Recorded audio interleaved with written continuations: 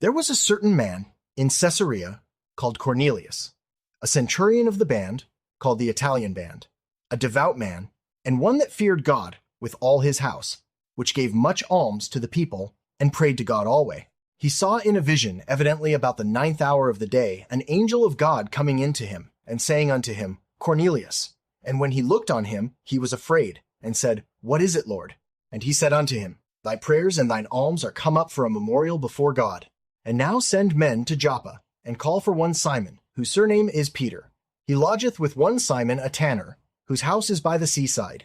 He shall tell thee what thou oughtest to do. And when the angel which spake unto Cornelius was departed, he called 2 of his household servants, and a devout soldier of them that waited on him continually.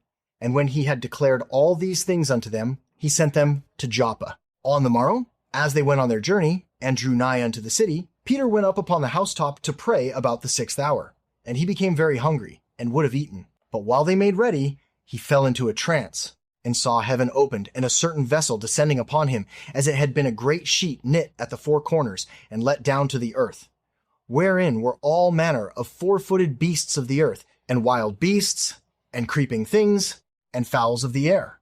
And there came a voice to him, Rise, Peter, kill and eat. But Peter said, Not so, Lord, for I have never eaten anything that is common or unclean. And the voice spake unto him again the 2nd time, What God hath cleansed, that call not thou common. This was done thrice, and the vessel was received up again into heaven. Now while Peter doubted in himself what this vision which he had seen should mean, behold, the men which were sent from Cornelius had made enquiry for Simon's house, and stood before the gate, and called, and asked whether Simon, which was surnamed Peter, were lodged there. While Peter thought on the vision, the Spirit said unto him, Behold, 3 men seek thee. Arise therefore, and get thee down, and go with them, doubting nothing, for I have sent them. Then Peter went down to the men which were sent unto him from Cornelius, and said, Behold, I am he whom ye seek. What is the cause wherefore ye are come? And they said, Cornelius the centurion, a just man, and one that feareth God, and of good report among all the nation of the Jews, was warned from God by an holy angel to send for thee into his house, and to hear words of thee. Then called he them in, and lodged them. And on the morrow Peter went away with them, and certain brethren from Joppa accompanied him. And the morrow after they entered into Caesarea, and Cornelius waited for them, and he had called together his kinsmen and near friends. And as Peter was coming in, Cornelius met him, and fell down at his feet, and worshipped him. But Peter took him up, saying, Stand up, I myself also am a man. And as he talked with him, he went in, and found many that were come together.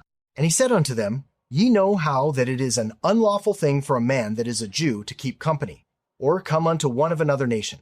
But God hath shewed me that I should not call any man common or unclean.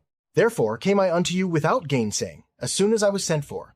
I ask therefore, for what intent ye have sent for me? And Cornelius said, 4 days ago I was fasting until this hour, and at the 9th hour I prayed in my house. And behold, a man stood before me in bright clothing, and said, Cornelius, thy prayer is heard, and thine alms are had in remembrance in the sight of God. Send therefore to Joppa, and call hither Simon, whose surname is Peter. He is lodged in the house of one Simon, a tanner by the seaside, who, when he cometh, shall speak unto thee. Immediately therefore I sent to thee, and thou hast well done that thou art come. Now therefore are we all here present before God, to hear all things that are commanded thee of God. Then Peter opened his mouth, and said, Of a truth I perceive that God is no respecter of persons, but in every nation he that feareth him and worketh righteousness is accepted with him. The word which God sent unto the children of Israel, preaching peace by Jesus Christ, he is Lord of all, that word, I say, ye know, which was published throughout all Judea, and began from Galilee, after the baptism which John preached, how God anointed Jesus of Nazareth with the Holy Ghost and with power, who went about doing good, and healing all that were oppressed of the devil, for God was with him.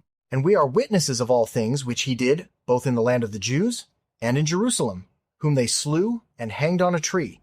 Him God raised up the 3rd day, and shewed him openly, not to all the people, but unto witnesses chosen before God, even to us, who did eat and drink with him after he rose from the dead.